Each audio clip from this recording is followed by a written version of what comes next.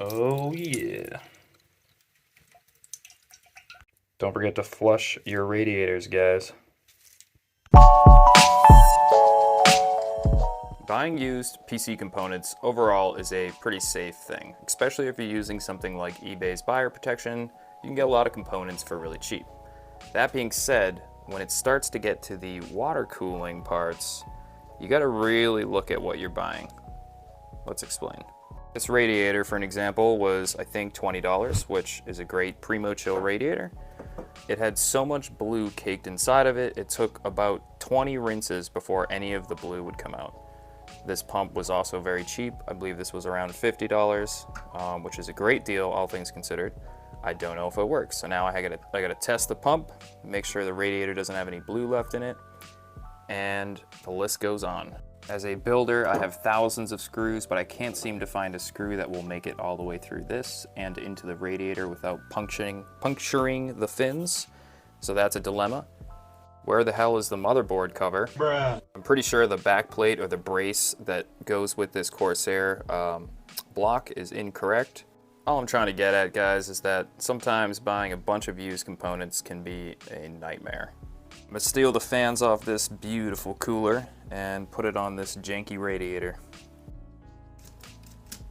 You always want to think about the cable orientation so it's going out in a visually pleasant way. So I'm gonna have them going like this. I had to go through this mess of screws just to find some screws that would be long enough to go through here, but I think I found some. All right, now that we have this whole assembly together, we can put it into the case. Now that I have the case on the desk, we can talk about it. This is a Papacito 2.0. It's to mimic the most realistic cat. I was thinking, it sucks because it just keeps moving. I was thinking we can probably put it right there on the back, and then the motherboard can go on the front. What do you guys think? All right, now to try to find the proper screws to go through this thick piece of metal. But we're gonna try to line it up right here. And I offered to paint this radiator for my partner, but he was like, I want the Oreo look. So let's see. Yep, looks like I'm gonna have to find a nice deep screw. So I have these standoff-like screws that actually fit. This is gonna drive me crazy. I would never do this to a brand new build for somebody. But since this is my friend and he didn't give me the parts, we're gonna use them. Well, let's see if they fit. If you see it floating momentarily, that means it fits.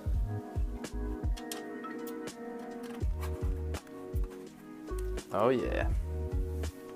All right, so we got this beautiful Asus ROG Thor. So I just gotta put in a few more cables, and that's gonna be going on the backside, where even the box for this thing is like a work of art. So we got some cable combs. This is the RGB. It goes to the motherboard header. And then some extra. We're doing 2 of the CPU EPS 8 pins. And yeah, let's do it. So there's a few things about this power supply I want to mention before anyone goes out and buys it. One, it does scratch very easy. I actually left the protective coating thing on there. And if you have it on the back side of a PC case like this, you're probably never really gonna see it. And then 2, this drives me crazy. No, you do drive me crazy. Put that bag up there for now. The 24 pin, and it's not just the 24 pin, but if you look closely, there's a ton of extra cables. So when you go to put these on, which I tried, they actually don't really fit. It's almost like they threw them in as like some kind of a FU, to be honest. So yeah, you don't really get to use cable combs in this with this power supply. You can buy Cable Mod full lead extensions. They've actually had sales recently for like 60 bucks, 70 bucks. But I would recommend just getting full extensions or just don't put the combs on. So I was able to actually get these cable combs on, but the wires are just so skinny that I think it just looks terrible. We probably won't leave these. I'll ask my partner if he wants to get different ones, but I'll zip tie them together, try to make it look as good as I can. They actually don't look too bad. That one though, yikes. So we have the inlet, the out, I believe that this is the inlet. The out, I will check first. This doesn't really matter as much, and because it's just the CPU, it's going to be pretty simple to complete this loop. I think I'll use this side port here, and I'll go out and up and over, and then this one can go out, up, and over to here, and then we'll have one come out and down to here. Just ignore all the cat hair everywhere. So I'm gonna start with this one here, and I'm gonna start bending these tubes. So let's just do that right now.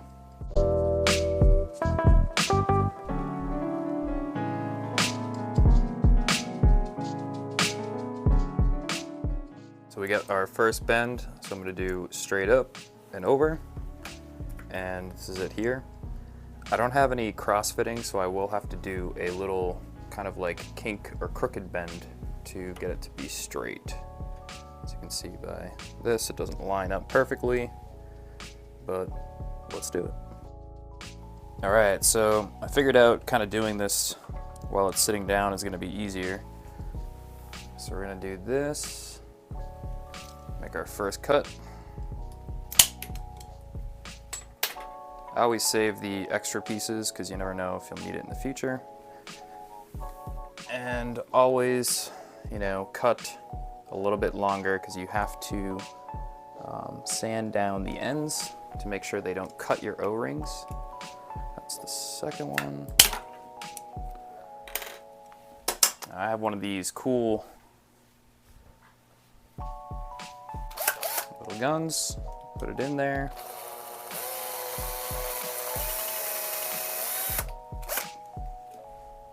I want to show you what I had to do. So this did not line up with this, and it was going to drive me absolutely crazy. So I did this very slight offset bend instead of using an offset fitting. So now if you look at it straight down, it looks pretty straight. And then from the side, it's pretty much perfect. Cat kitty coming to say hello. Don't eat that kitty. So I'm pretty happy with this one so far. So I'm going to move on to this one. We're going to do the inlet on the CPU and the outlet on the pump. So my plan is to pretty much go up, over a little bit, and then into here. I'm gonna use this, and yeah, let's see where it goes. All right, I'm not gonna film this bend just because this is getting pretty time consuming, but I have it going from there down, and I'll have to do a little funkiness. And yeah, let's do it. So I started this a couple hours ago, and it's already starting to get dark. But here's where I'm at. So I made some changes. Originally, I was gonna go like this, up and over, and then I started looking at it, and I was like, damn, that's boring. So instead, we're gonna do this. It's gonna be in and go over, but look at this stupid bend. This mistake I made here. So now I gotta scrap this, so that's gonna go in the trash, and I need to add a little bit of length here to this curve, to this 90, so it doesn't look weird like that. And yeah, let's try to make a new tube that actually looks correct. All right, this bend was pretty hard to do, but I got it done. It's basically a tri-bend, if you wanna call it that. So it has 3 parts. You got 1, 2, and then there's a little offset bend, and I think it looks okay. I'm gonna have to like trim it down a little bit to make it more straight, and then I need to remove about 1/2 inch off each side because I want this to go up and be right along that side, so you're gonna have this parallel beautifulness going on. All right, now I have already bent this tube. We're gonna try to line this one up. It's gonna go straight across, and I want to get it pretty close to this so it has this kind of parallel, cool look to it. This thing's starting to look pretty cool. I love the kind of flowing design. I'm still gonna have to trim off some to get it perfect, but I think it looks pretty good. And I might need to kind of fix this one a tiny bit. So it's the next day, and I got a bunch of stuff kind of done on it. I put these in place, tightened them down.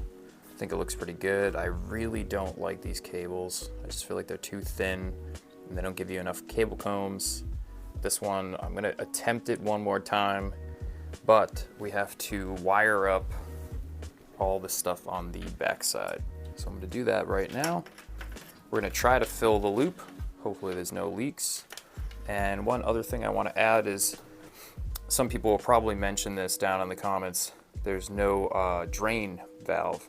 So the way you can actually drain this is by flipping it and then using this port as the top. So I'm not even gonna put a drain valve in this. It's just gonna be a simple, right there, just use a soft tube and drain it out. So I have it all wired up pretty good. I cut this stupid piece off, it looks so ugly. Now we gotta take the GPU out, so I'm gonna do that now. I just wanna say I absolutely love the weight and feel of this card and this like matte finish. It's so sick. As you gotta check this out. So this is PC building 101 for you. So this cable is too short to go to the CPU header. So I found this little extension and I was like, yeah, this will work. It's so friggin' close. Thank God I found another one. All right, now I got plenty of room. Definitely gonna clean up this mess and let's fill this bad boy. Kinda like how this looks standing on its side.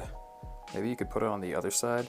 Anyway, so one thing about water cooling pumps is that usually these don't have to be plugged into the board to function, but some of them actually need the board's PWM signal to even start moving any water. Hopefully that's not the case, so we're just gonna pop this little short into the 24 pin and try it. And if it doesn't work, I'm gonna have to hook it all up. So I usually use a leak tester, but right now my friend Tom has my tester. I've never really had problems with it before. So I'm gonna blow in this tube and just make sure nothing comes out. The other thing too is I replaced these because Corsair gives you these really crappy old ones. I don't know why anyone still uses this stuff. This is like the worst thing ever. They always look like this, look at that. You can almost never get them to look nice. So on the bottom, here, and on the top, I've changed them.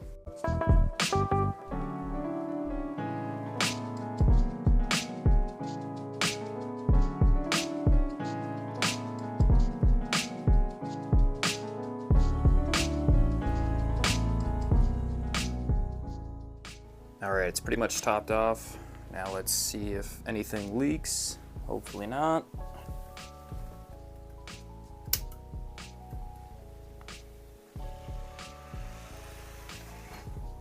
Yeah. Now you can see there's still a lot that has to be filled up. You pretty much have to keep doing this for a while if this is the first time you're trying to do a custom loop. So power on, power off, power on. Don't let the pump run dry and you'll be good. This pump is super fast, damn. I'm gonna let this do this for a little bit, get some of the air bubbles out. All right, so 24 pins back in. We have it powered on. We're not gonna put the GPU in yet, just in case anything leaks. It looks pretty good. The pump is screaming crazy fast. And we're just gonna see if it posts, just without any cables, nothing.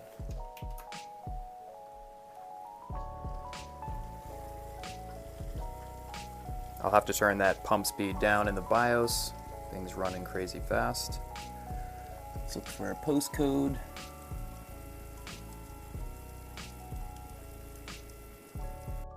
It looks like everything kind of slowed down, which is good. Obviously we get the VGA light on because there's nothing going out to the monitor. So let's plug that card back in and see if it posts. So still to this day, this is like the most nerve-wracking part for me. It's just up. Everyone does that, huh? Seeing if it turns on. So far, it looks pretty good. The Corsair pump and block, you gotta set it up in the IQ thing, I believe. So let's just see. Let's see how far we can go here. Give me something.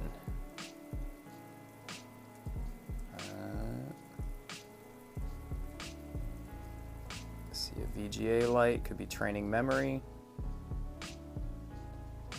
There we go. Nice. We got a post. We have a 12700K in here, which seems a little crazy for this whole custom loop, but we're actually going to be upgrading it to either a 12900K or a 13700K. Let's get in and load Windows and see if we can get IQ working. So I have Windows installing right now. Should take a little bit, and then I'm going to do some B-roll. But I wanted to take a moment to say, if you like this content, to like and subscribe. Maybe leave a comment down below on your thoughts on this build. And that's it. So I have some unfortunate news. The CPU block and the pump don't seem to want to light up. Typically, all Corsair products just die over time. I don't believe the LEDs are dead in there. I actually think it's this node that I have back here. My partner didn't give me one. I had to like pull one out of nowhere. So I'm going to replace that. But for right now, let's check out some B-roll.